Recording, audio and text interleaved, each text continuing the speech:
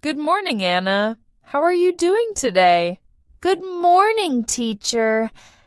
I'm doing okay, but I had something happen last week that made me realize I need to learn more English. Oh, what happened? Well, I went running in the park last week, and I guess I ran too much. My knee started hurting, and I had to go to the doctor. That doesn't sound good.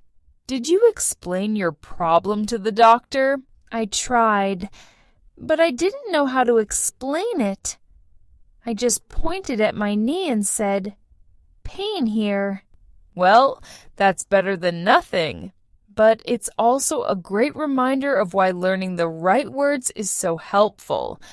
Let's make sure you're ready for the next time you visit a doctor. Yes, please. I don't want to feel confused again. Don't worry, Anna. By the end of this lesson, you'll know all the basics. Let's start with describing pain. If something hurts, you can say, I have pain in my body part. For example, I have pain in my knee. Oh, that's simple. I have pain in my knee. Exactly. Another way to say it is, my knee hurts. My knee hurts. That sounds even easier. It is. Now, let's practice with other body parts. If your head hurts, you can say, my head hurts, or I have a headache. I have a headache. So, we use ache for the head? Yes, and also for the stomach and teeth. For example, I have a stomach ache, or I have a toothache. So I can't say I have a knee ache, right? That's right. For most body parts, we just say, it hurts. For example, my back hurts, my arm hurts, or my leg hurts. Got it. So, for the head, stomach, and teeth, I use ache. For everything else, I say, it hurts. Perfect, you've got it. Now, let's make it even more specific. More specific? How? You can describe the type of pain. For example, you can say, the pain is sharp, the pain is dull, or the pain is throbbing. What do those words mean? Good question. Sharp pain is very strong and sudden, like being poked with something sharp. For example, if you step on something hard, you might feel a sharp pain. Oh, okay. I think I've felt that before. Great. Now, dull pain is less strong, but it's always there. It feels heavy or constant, like when your back has been hurting for a long time. So if my back hurts all day, I can say, I have a dull pain in my back.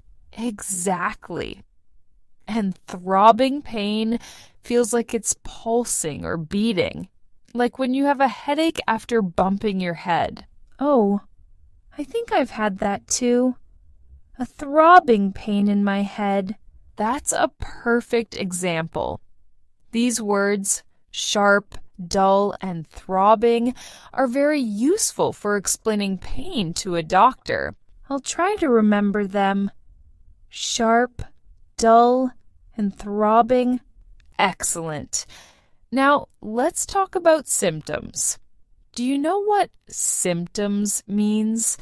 Not really. What does it mean? Symptoms are the signs or feelings that show you're sick or injured. For example, if you have a fever, a cough, or a sore throat, those are your symptoms. Oh, so they're like clues about what's wrong with me? Exactly. Now, let's practice. If you feel very hot, what would you say? I'm hot? Close. You could say, I have a fever. I have a fever. Perfect. Now, if your body feels cold and you're shaking, you can say, I have chills. I have chills. I didn't know that one before. It's a good one to know. What about if your throat hurts when you swallow? Oh, I know this. I have a sore throat. Exactly. And if you're coughing a lot? I have a cough? Correct. If it's very bad, you could say, I have a terrible cough. I have a terrible cough. That sounds serious. It does. And if your nose is running, you can say, I have a runny nose. I have a runny nose. Excellent. Let's also talk about how doctors might ask you questions. One common question is, what brings you here today? Does that mean, why are you here? Exactly. It's a polite way to ask. You could answer, I have been feeling sick, or I hurt my knee. Oh, so I could say, I hurt my knee while running in the park. Perfect.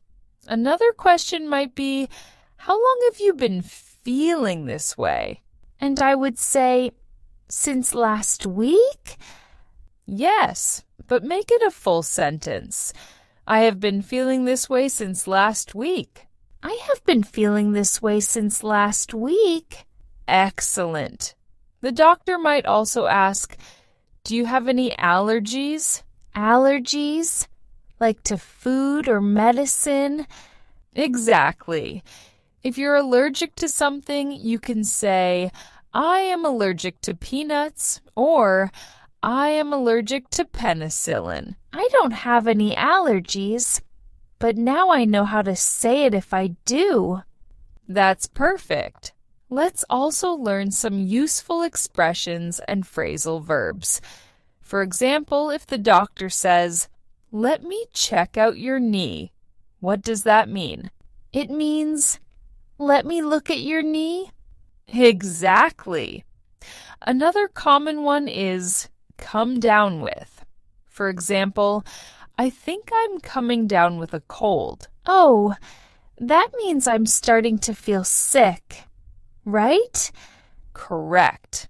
And here's another one. Throw up. I know that one. It means to vomit. That's right. One more. Pass out. It means to faint or lose consciousness.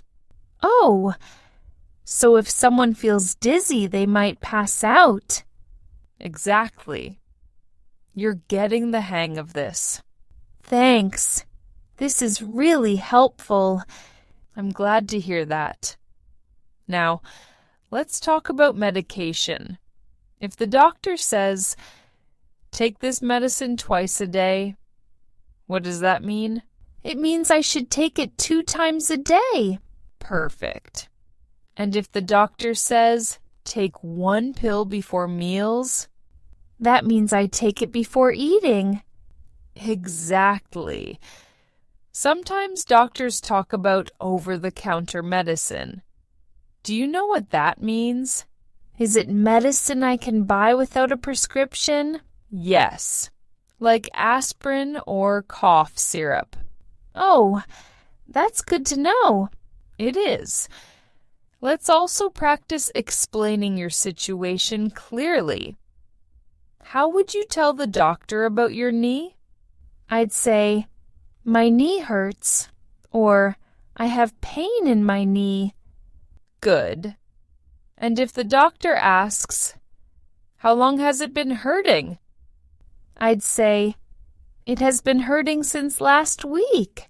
Excellent. And if the doctor asks, do you have any other symptoms? I'd say, no, just the pain in my knee. Perfect.